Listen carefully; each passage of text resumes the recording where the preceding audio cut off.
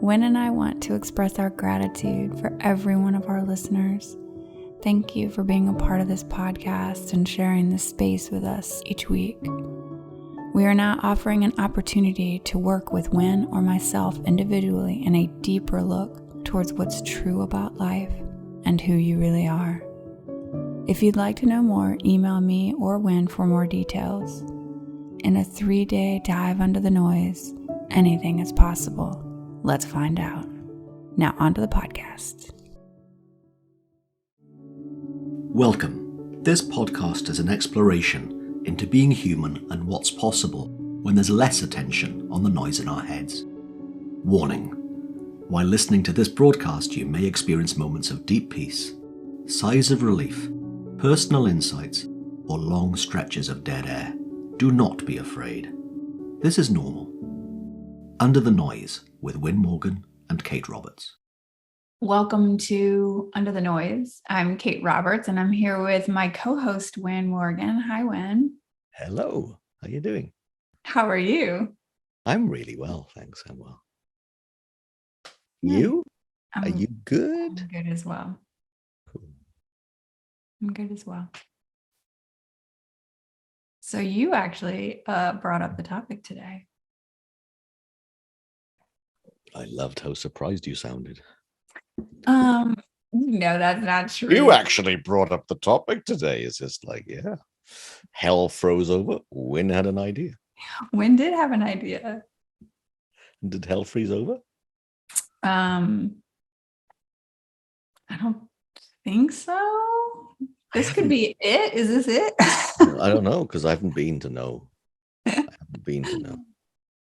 And I know you too well to know that you haven't been either, to know if hell frozen over. Not since we last talked, anyway. Definitely not. Yeah. So like the last 5 minutes. Yeah. It feels like just 5 minutes, doesn't it? Yeah. So this is also something that you and I were chatting about a little earlier today, about the topic of nerves. And then you asked me, well, do you still get nervous? Yes, I do. Sometimes. And sometimes I don't.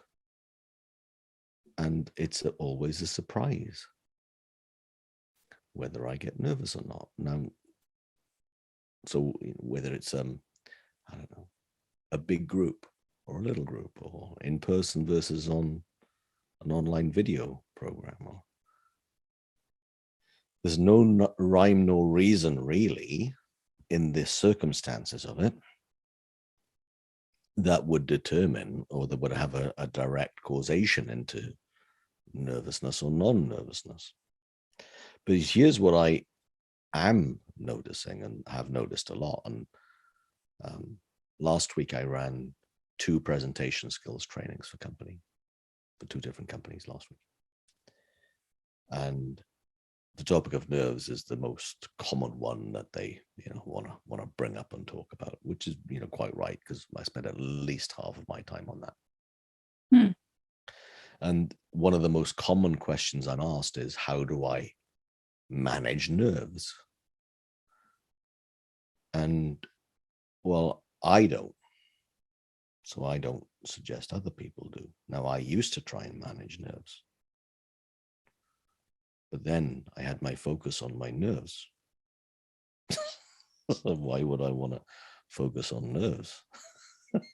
It's like, that's just not where I want to put my attention. Thanks very much. If I'm giving a talk, I'd rather have my attention on what am I going to say and who's it for. And that's always the audience, right? So I do not want to have my attention on me, what's going on in my psychology or in my feeling state. I'd rather have my attention on them, people I'm talking with.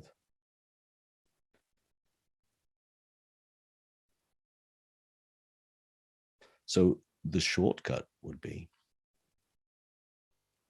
nerves are really cool because they tell me I'm looking in the wrong direction.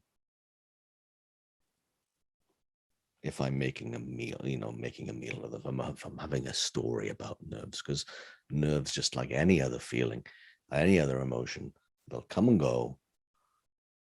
And when I've put attention on, should I feel more nervous? Should I feel less nervous? Should I feel not nervous at all? Should I be, all that kind of story? My attention is on me, which is a horrible idea for doing anything well. Horrible idea. So if it's true that nerves, just like every other emotion, will stay for as long as they'll stay and they'll dissipate like everything else, and the nervous energy, which, there are hormones that are secreted, well, they dissipate without me having to do anything about them. And if that's true, if the emotion moves, and if the hormones move of their own accord, one less thing for me to do, one less thing for me to manage, which is really cool to remember.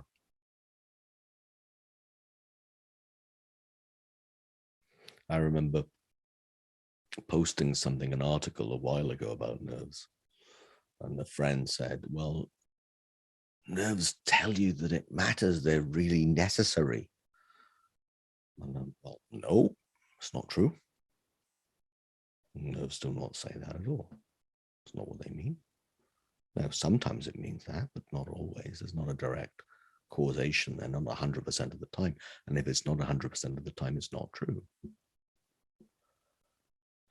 And someone else said, well, nerves are really good because it means that then you provide focus. And I said, well, that ain't true either. You can focus without nerves. And then a lot of the times when people come along to presentation skills training, I'm thinking about the groups last week. It's that they would do anything to not feel nervous because they think nerves are going to mean that they'll throw up on stage, or they'll fall, or they'll, say the wrong word, or,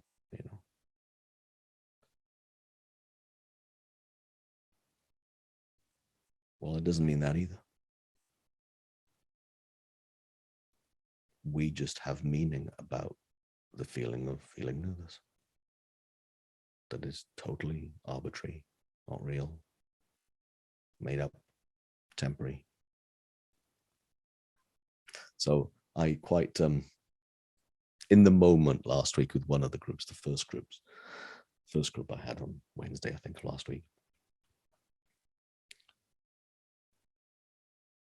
they said, how do you deal with nerves? And I said, well, here's my attitude towards nerves.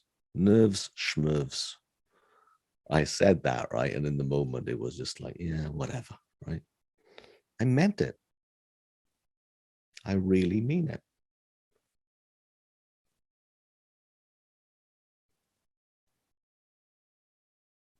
I mean, it would be the same as, am I hungry?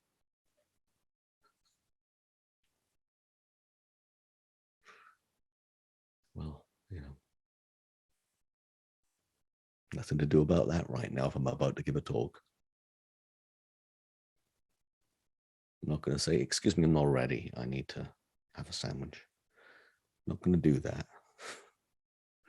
And it doesn't matter because while my focus is on what I'm talking about with the audience in mind, then my hunger isn't even in my consciousness.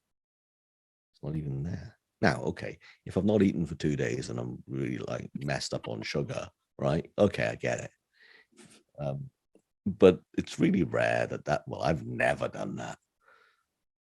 Actually, that's not true. I have actually during a fast, but I was feeling fine to work because I got over it and fine with that lack of sugar and everything. But I digress. And before I ramble on too much, Kate, bring me back to earth as you always do.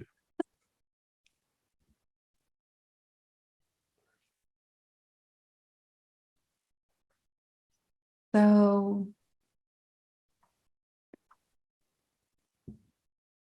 the reason why we were talking about nervous energy is because I recently had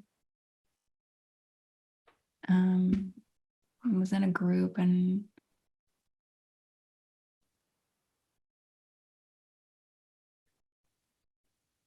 And it was a large group.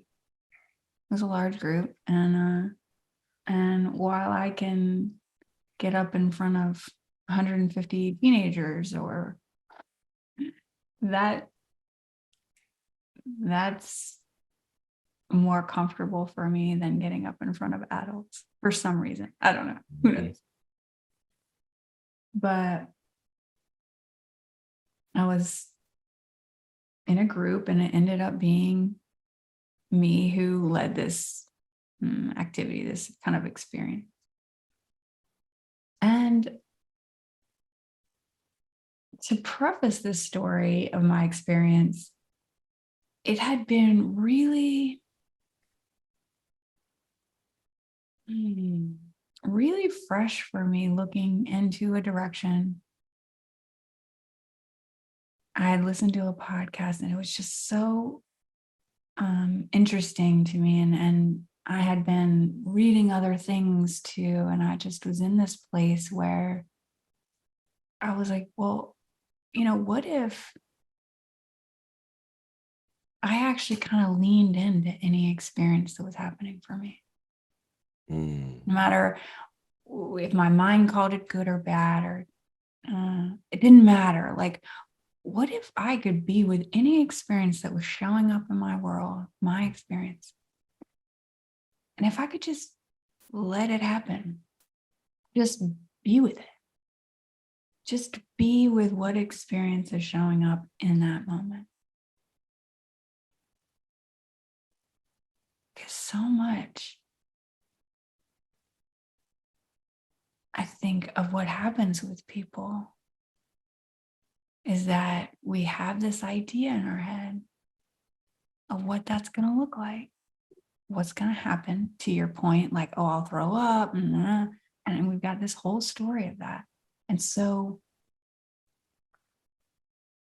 our minds will do anything to keep us out of that situation that is somehow we've decided is not okay. We will avoid this space, whatever this space is for people. Sometimes our whole lives. Because it feels really real that whatever we think about it is going to happen. I just loved that. And I loved being in that. And so I was already in this space where I was like allowing, like seeing what happened. What happens if I just like lean into this? And so I end up being the person that is supposed to lead this thing. Just kind of happened that way. And all of a sudden, I have this like just so much nervous energy flowing in my body, and like my heart's beating fast. I'm kind of warm, and I'm about to, like, I know my group is coming up soon, and I'm gonna have to do this thing. And so I'm having this thing, and everybody's like, "You okay? You good?" I'm like, I don't know, am I good? But so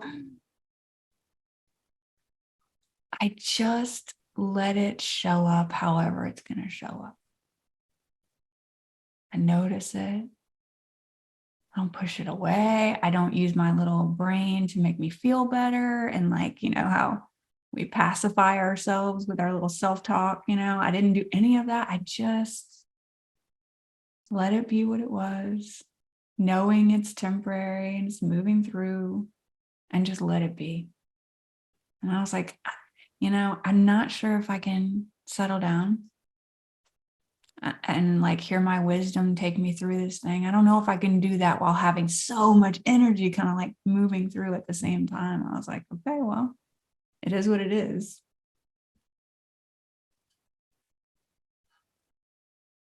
And I felt that energy the whole time. But somehow wisdom like showed up in these ways where like my sense of humor was coming through, and my sense of timing on things, even if it was like I felt sped up, right? In my thoughts and my body, there was something else showing up as well. Showing up to meet that experience.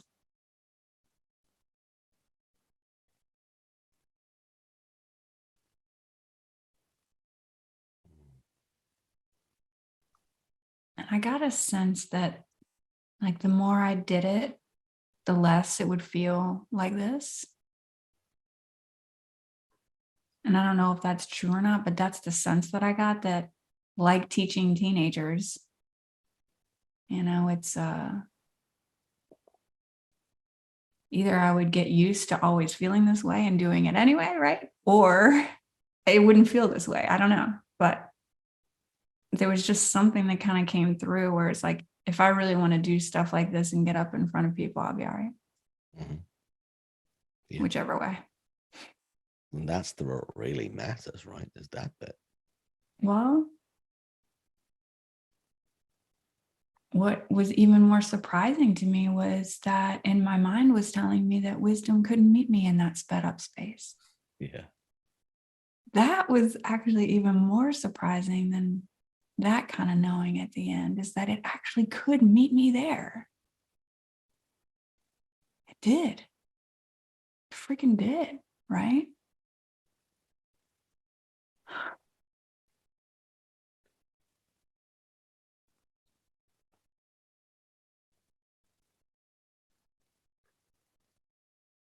That was really cool. And, there was someone that was there that was helping me kind of create that activity and that experience. And, she does this all the time. So she was really comfortable in that space. And she's like, and to be honest with you though, when it comes down to it, it's just not really about you. And I was like, oh, right. And so there's just like this. And so at the end, I've had this experience. And some people seem to really love it, like really benefit from that when it wasn't about me.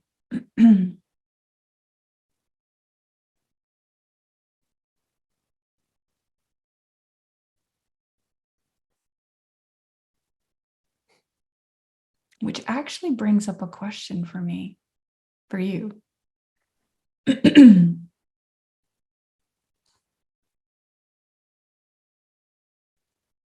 Like that feeling, I can hear my story about how I don't like it, right? Mm-hmm.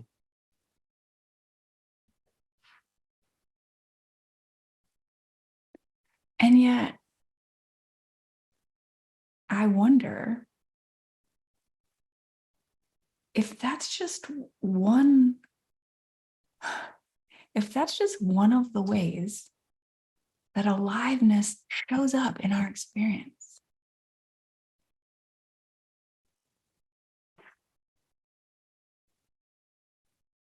What do you think?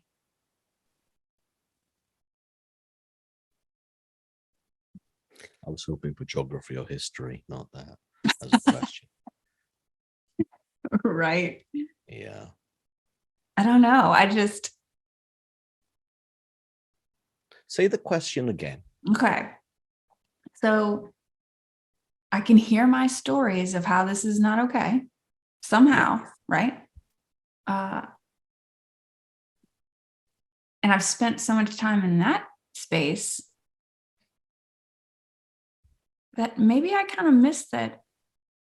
And I think aliveness in life shows up in lots of different ways. I'm just saying, what if this is just one of those things that where our aliveness, like we get to feel all of this experience of life, right? Yeah. Like, what if aliveness shows up sometimes in this space as well? I felt very alive. Like I was like, it was like everything's really heightened, right? Mm. And I spent so much time calling it bad that I missed it. Maybe it's not all. Yeah. Well, and again, I mean, I'd go as far as to say what makes anything bad? It's beyond nervousness, beyond everything, right? And I know that we've talked about this in the 100 and whatever number of episodes that we've done a lot of the times about being okay and feeling all of it, including our resistance to some of it. when we're in the resistance of it, including into our nonsense stories of things, including, making mountains out of molehills, and all the things that we do. It's all in the expression of being alive.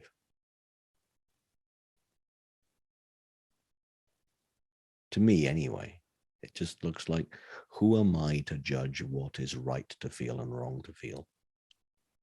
I know I ain't qualified for that. This version Wyn's kind of like cerebral cortex malarkey thingy-majiggy, frontal lobes, whatever part of the brain, because I'm not that switched on about the different parts of the brain, but I'm that two pairs of words I am familiar with, but don't really understand them.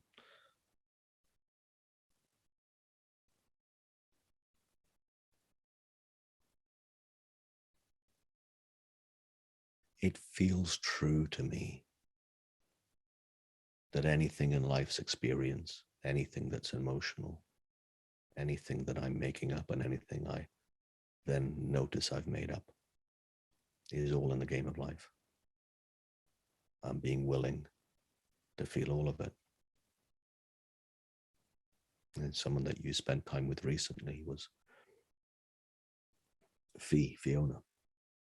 And her episode with us a while ago was, I think it was called Every String on the Guitar. That's this. In my mind, that's where your question goes. And it includes one of the more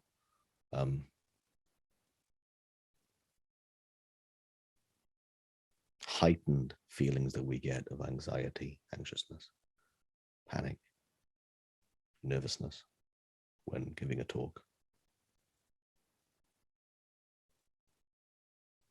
It's of the same, even when it feels heightened. Mm-hmm. Doesn't mean it's an exception.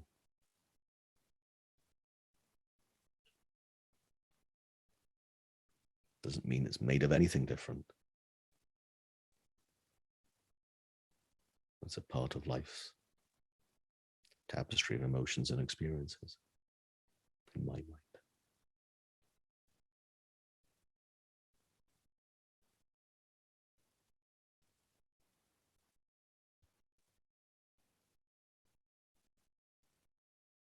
Unless I think it's not.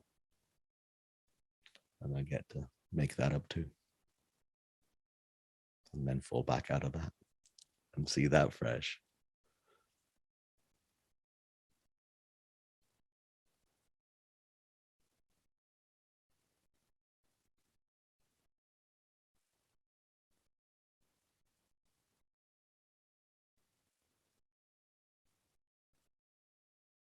It comes back to the word that just popped into my mind about the word control. And a lot of the time I had been trying to control how I did, what I did, how I felt, all of that stuff. And it never got me anywhere other than in a deeper hole. A deeper hole that I didn't even know I'd made up.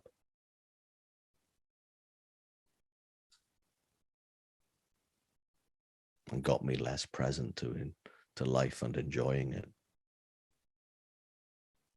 Because all I was doing was resisting some of the things that were happening and how I was feeling. I didn't know that wasn't smart.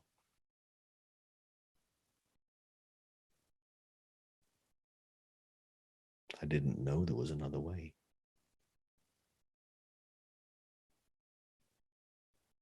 I'm pretty sure 20 odd years ago, when I was training, well, I do remember, in fact, training presentation skills and public speaking, trainings for corporates, and I'd be talking about ways of dealing with nerves. Here are some tips with nerves, as opposed to understanding how they work. So I talk about it very differently now. Well, the whole remit of presentation skills, I mean, it's totally different than it would have been 12 years ago.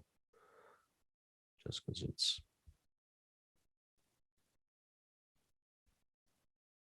us communicating in the moment, which is what we've always done since we were born.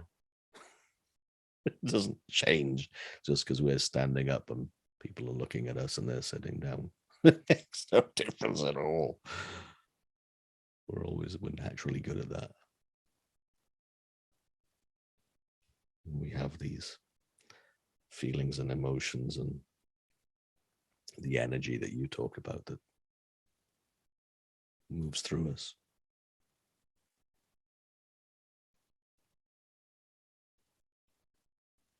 And I think you're right. The number of times I've been there with that nervousness with focus, nervousness without panic, where it's almost like I'm heightened in my awareness of wisdom, awareness of timing, being able to crack a joke, even when I have all that energy flooding through me. So yeah, I think it's all a part of the experience of being alive.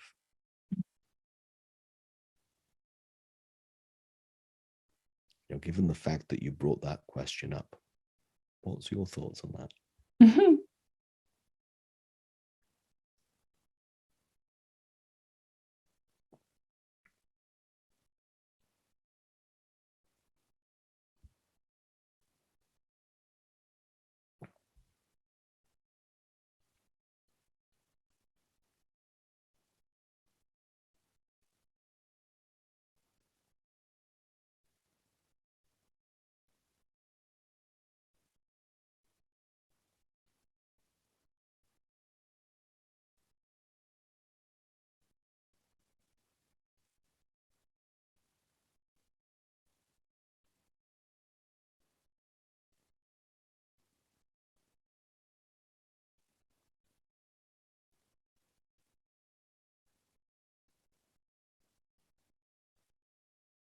I think that there's something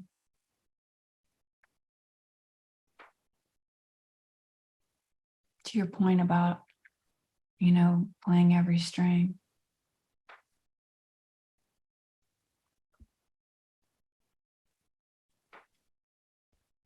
That, we're here for all of it.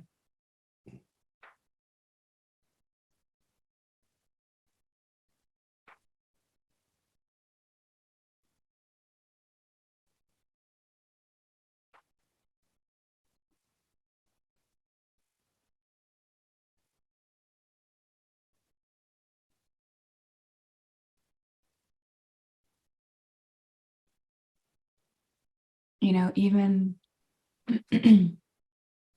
even moments in our lives where it makes sense to try to control everything. We're here for that too.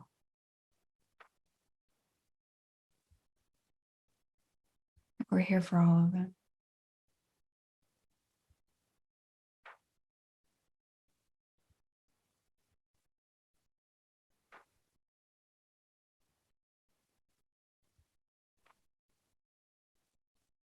And what if we actually did just, there's literally nothing in life that we couldn't deal with, that we would need to distract from or numb out. There's literally nothing that we aren't allowed to experience in this life. And without our stories of what these things all mean and how much weight we've put on them, what if everyone walked around with this, like our last episode, this lightness around anything that's happening? Mm. Not denying it. Yeah. Or bypassing it in some way, just being with whatever is happening. Yeah. Including the difficult, including pain, heartbreak, loss. Or maybe especially. That, yeah. I mean, good point. Really good point, especially those. Yeah. And for a lot of people, I think, that are in a conversation where they just want to feel better, whether it's therapy or coaching or whatever,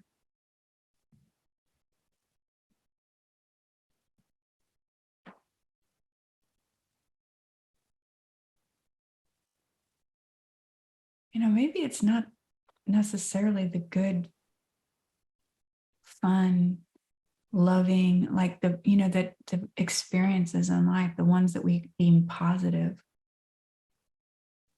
or good.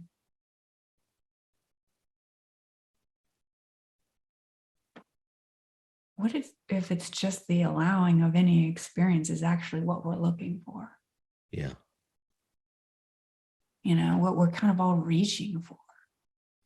And whereas, most things, I would say 99% of the world is set up is to take us away from being in those experiences, right? Whether it's medication or distraction or, really, there's so much out there for people if they don't want to feel.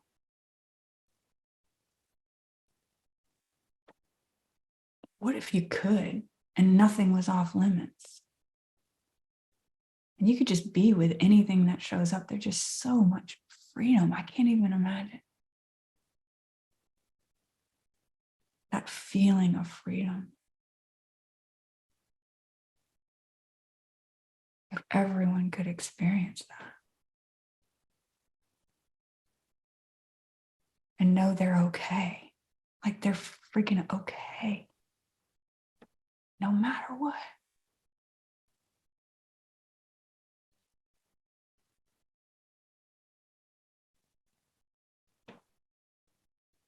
Nothing's off limits,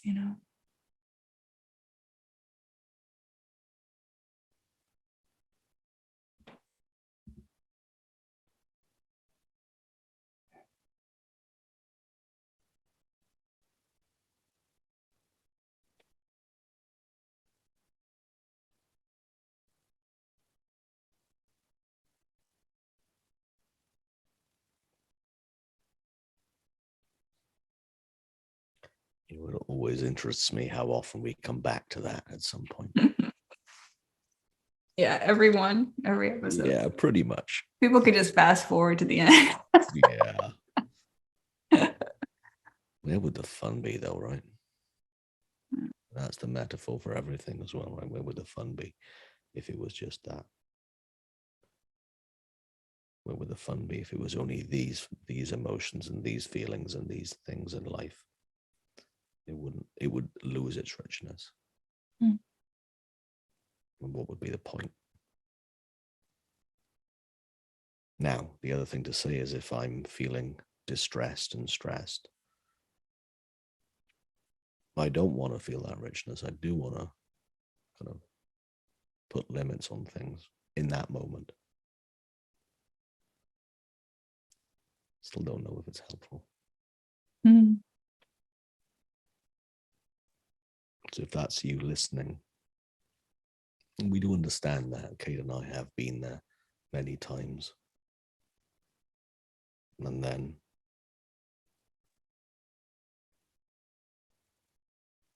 the allowing for you to feel whatever you're feeling until you notice it for what it is,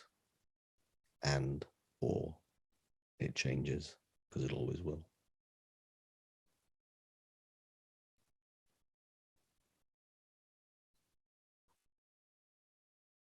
Including nerves and everything else. Thanks, Kate. This has been a lovely conversation as always. Excellent. You've been listening to this week's Under the Noise with me, Wyn Morgan, and Kate Roberts. If you have any comments or questions from this week's episode, then please do get in touch. Our email addresses are at the end of this and wherever you found our podcast today. And if there's anything in particular that you'd love us to explore, then please let us know. We're always willing to respond to what would be helpful for you. We'll speak to you again very soon. Have a great week. Thanks for joining us. We'd love for you to subscribe, rate, and review. If you have a topic or question that you'd like us to chat about, email Wyn or Kate at wyn@winning.co.uk and kate@katerobertscoaching.com. Until then, enjoy what's possible under the noise.